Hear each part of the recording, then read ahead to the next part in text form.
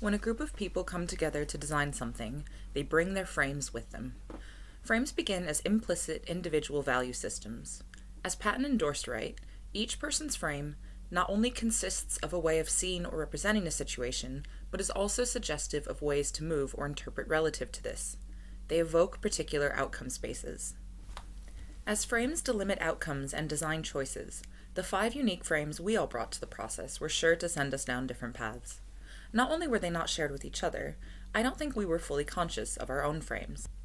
Hay proposes a framing cycle, a dynamic process through which design frames are socially negotiated and shared, wherein individual frames are made explicit and common frames can be negotiated. So how did our frames evolve?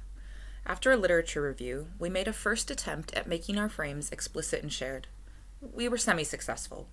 We agreed on the brief of designing something to support our users' communication with technology.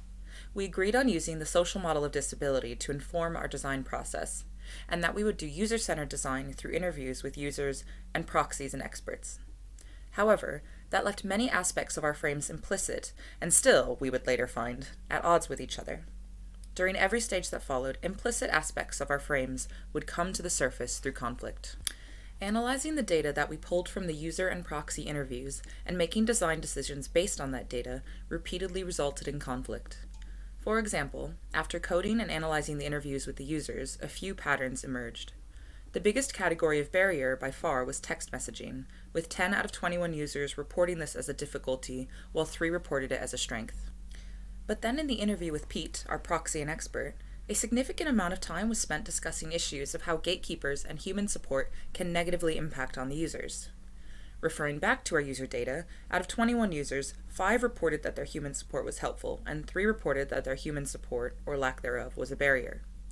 When it came time to decide which barrier we would focus on removing, there was conflict regarding the relative value of the somewhat shallow user's interview data versus the in-depth interview with Pete.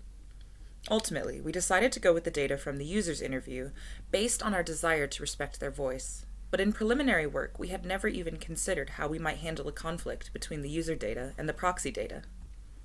Amongst the group, we also had very divergent opinions on how to best manage our time each week, with some members strongly in favor of engaging with the process of decision-making in a deep and theory-driven way, and others keen to use the majority of our time thinking of solutions and iterating prototypes to make them as good as possible. No opinion was objectively right, and the conflict came from not having an explicit shared frame regarding the overall objective of our project. Were we prioritizing the product or the process? I hope in future design projects and group work, I am able to think more critically about the implicit frames at play and try to use Hay's cycle to come to a shared frame earlier in the process than we did. However, we maintained respect for each other throughout, and I appreciate the value of conflict in pushing people to innovate and be critical of their own frames.